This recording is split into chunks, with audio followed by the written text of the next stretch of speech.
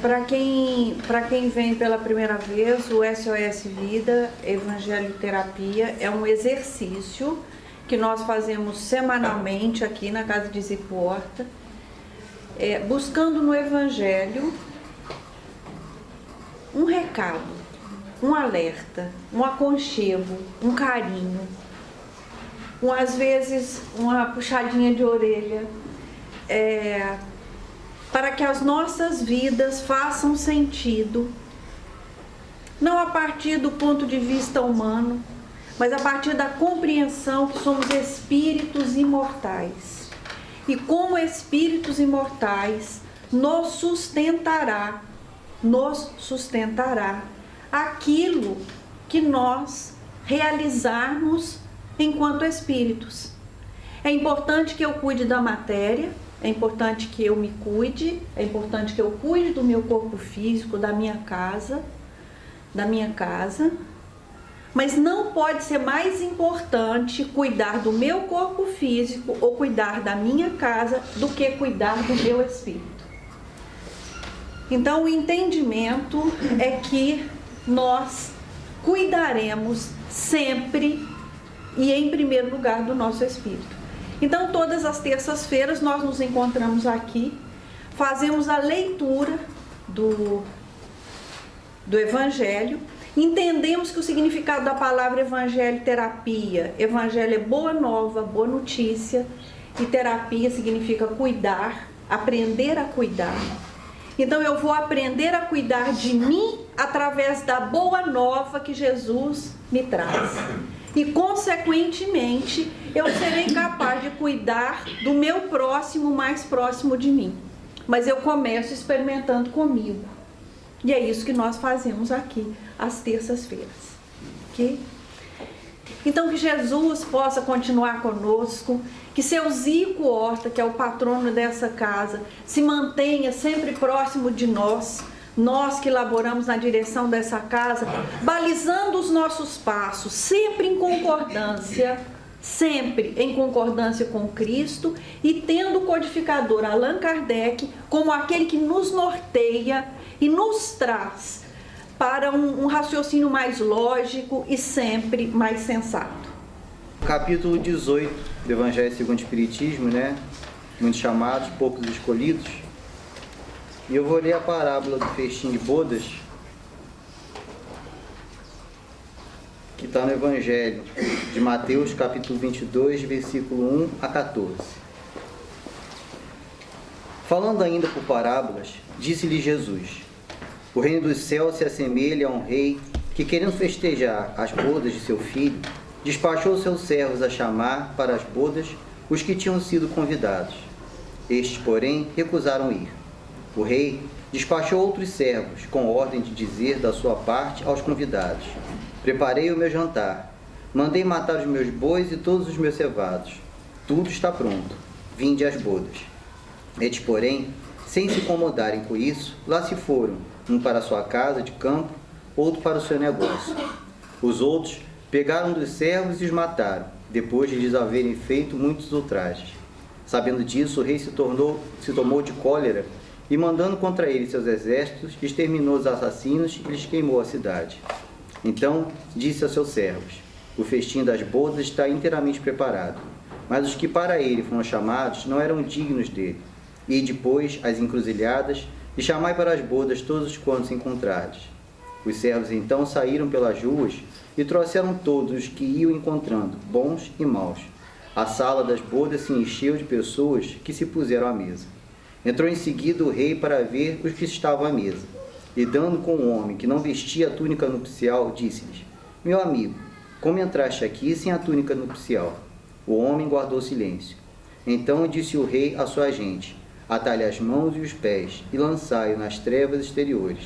Aí é que haverá prantos e ranger de dentes, porquanto muitos há chamados, mas poucos escolhidos. É interessante nós pararmos para pensar, que estamos espíritas nessa encarnação. E por que eu falo estamos, Porque nesse momento estamos seguindo esse dogma filosófico, científico e, acima de tudo, religioso. Mas todos nós que aqui estamos, encarnados e muitos dos desencarnados, na realidade têm as suas experiências em outros segmentos religiosos, seja nessa encarnação ou em outras anteriores. Agora, é que alguns espíritos estão reencarnando e foram espíritas no passado, mas nós não. Então é interessante quando a gente vê essa parábola, do festim de bodas, é que nós já fomos convidados para uma grande festa há milhares de anos, ou no mínimo há séculos. Quando nós tivemos já acesso ao Evangelho de Jesus, quando nós tivemos a oportunidade de entender, de conhecer esse Evangelho. E quando muitos de nós, infelizmente, balbarateamos essa oportunidade, ou mesmo deturpamos aquilo que aprendemos, passando à frente a outros, de forma equivocada ou tendenciosa, as interpretações que nós fizemos no passado. Então, nós não estamos vindo aqui pela primeira vez conhecer o Evangelho de Jesus. Nós estamos revendo esse Evangelho que nós já conhecemos em outras horas. Fomos convidados outras vezes para o festim das bodas, e malbarateamos o tempo. Nos equivocamos, deturpamos, ensinamos errado, e hoje nós estamos tendo a oportunidade de rever.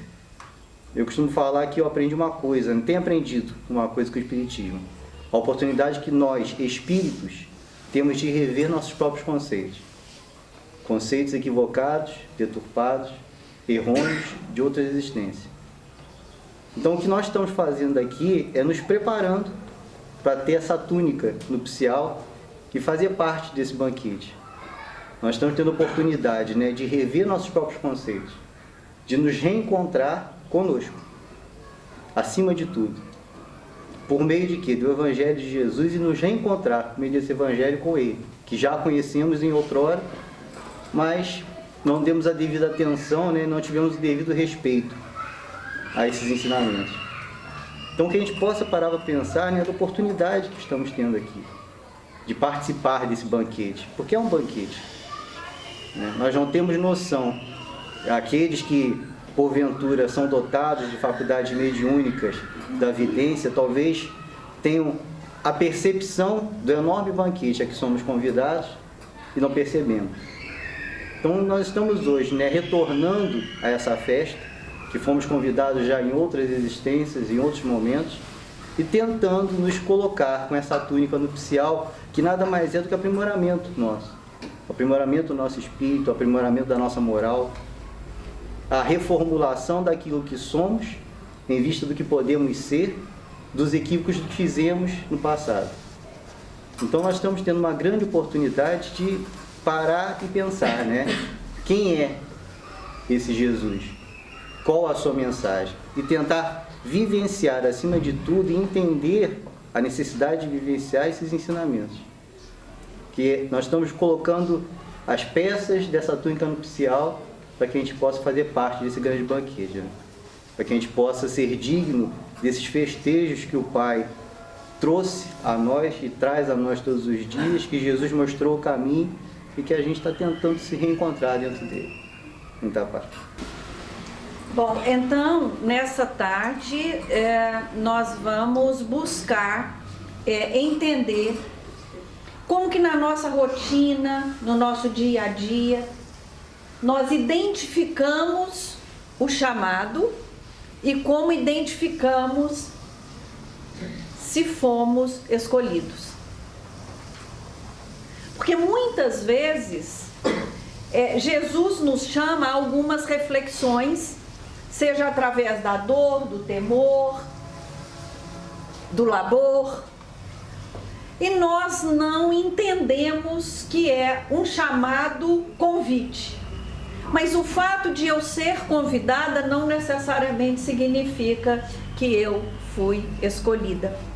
E eu não sei, André, se você vai concordar comigo, que eu posso ter esse pensamento para os dois planos. Quando eu reencarno, eu sou chamada. Serei escolhida de acordo com aquilo que eu realizar. Serei escolhida enquanto eu amar. Quanto menos eu criticar, quanto mais eu me cuidar. Quando eu desencarno, eu também sou chamada para o mundo espiritual. E serei escolhida se eu aqui fiz aquilo que eu deveria ter feito ou que eu me propus a fazer. Se eu não fui, o que vai acontecer comigo? Retorno e nova oportunidade. Não sei se a gente pode pensar no banquete, nos dois planos, encarnado e desencarnado. No SOS passado, nós tivemos aqui a presença de uma pessoa e eu fiz referência, inclusive, a ela, hoje ela não pôde vir, e eu tenho autorização dela para partilhar com vocês, que foi a Sinara. E a Sinara tinha passado por há 8 meses atrás, o desencarne da filha, muito jovem, num acidente de carro. Ela pouco conhecia da doutrina, começou a se inteirar, até porque a dor faz o convite aos questionamentos da vida, né? E ela veio tateando, buscando outros recursos, não barateando as oportunidades, buscou ajuda psicoterápica, buscou ajuda médica, buscou ajuda religiosa, buscou ajuda fraterna, enfim, ela e a família caminhando em busca de escoras para o entendimento diante de uma perda repentina. E falando com ela há quase 15 dias atrás, veio à Volta Redonda um grupo de médiums que trabalham dão uma assistência chamada Cartas Consoladoras. As cartas consoladoras são mensagens de desencarnados para aqueles que ainda estão encarnados. E aí, falando com ela, ela disse para mim: Valdeia, eu quero muito receber uma notícia da minha filha. Eu disse para ela: vai devagar, porque o telefone toca de lá para cá. Então, não adianta nós querermos, é preciso que eles possam se comunicarem conosco. E fizemos um pouco tentando dar leveza, né? Baixando o nível de ansiedade, expectativa de que ela pudesse receber, então, essa comunicação. E aí, na quinta-feira passada, eu recebo a visita do Rogério, que é o marido dela, e aí eu tenho a autorização deles para, então, partilhar com vocês a prova cabal de que o mundo é maior do que os nossos olhos podem enxergar. Embora nós entendamos que não estamos aqui pelo fenômeno mediúnico, estamos aqui pela transformação interna que queremos fazer. E só faremos se entendermos que o nosso espírito é imortal. Então eu quero muito ser convidado. E hoje nós vamos ter a partilha de alguém que não só foi convidado, como também foi escolhido. E vocês vão entender por quê. E aí ela diz assim: mãe, quem dita às pressas essa cartinha nos ouvidos da amiga que segura a caneta é a sua Isabelle. Eu não podia, mãezinha Sinara, deixar de vir trazer ao seu coração o alívio que ele está precisando sentir através das notícias. Não posso dizer que está sendo fácil. Eu posso sentir as batidas aceleradas do seu coração e a tristeza que está se abatendo sobre ele. Sem poder te abraçar como antigamente, sem poder tocar o seu rosto e acariciar os seus cabelos, a vontade que tenho nesse momento é de correr ao seu encontro. Colocar a cabeça em seu ombro e ganhar o seu colo. Mas só o que consigo, mãe, são linhas ditadas às pressas, escritas pelas mãos da nossa amiga, que me concede o espaço mental para que eu possa dizer que você é minha rainha e meu pai, Rogério, é o meu rei e o Caio, meu príncipe. O que eu posso entregar a você, mãe, é muito pouco em relação ao que eu gostaria. Mas já agradeço a bondade e o amparo da freira Elizabeth, que me incentivou muito a comparecer. Ela disse que o seu coração está precisando muito desse meu carinho. E como você fazia tudo para mim quando eu estava aí, Sinto que agora é o meu momento de fazer tudo por você. É preciso retribuir, mãe, o que fez por mim. Às vezes, passava até por cima de decisões do meu pai, que era para me ver feliz, e vice-versa. Eu não seria justa com vocês se me acovardasse nesse momento em que a bondade de Deus se fez para nós. A minha amada mãe, perdão por ter ficado no meio do caminho de Porto Real, após o capotamento do carro, que trazia a mim e aos meus amigos depois da festa. Perdão por ter feito vocês adiarem junto comigo os sonhos que eu tinha, de ingressar na faculdade de medicina e me formar médica pediatra. Esse era o sonho que idealizávamos juntos e que a duras penas tivemos que adiar. O seu coração dói, o meu dói. E juntas estamos tendo que ser fortes pelo pai e pelo Caio. Nós estamos lutando, não é mesmo? Não pense que eu tenha sofrido ou agonizado, mãe. Tudo aconteceu muito rápido. Do acidente, eu só lembro do carro virando e das vozes gritando. Depois tudo escureceu. Perdi a consciência e quando acordei, vi o vô Elório junto de vários médicos, sorrindo para mim e acariciando os ferimentos das pancadas. Eu perguntei o que estava acontecendo e o porquê de estar diante dele se o mesmo já havia morrido. Ele então sorriu, me acariciou e disse que a morte era só uma mudança de plano. Eu entendi ali o que ele estava dizendo e chorei. Depois, mãe, pensando em vocês e nos projetos que tinha, decidi que não ia ficar chorando igual uma menininha mimada. Eu procurei ficar a par de tudo o que acontecia nesse lado diferente e descobri que posso estagiar aqui como cuidadora e trabalhar dentro do que eu queria. Aí, já decidi. Vou cuidar de crianças e de idosos. Vou poder ficar um pouco em cada colônia.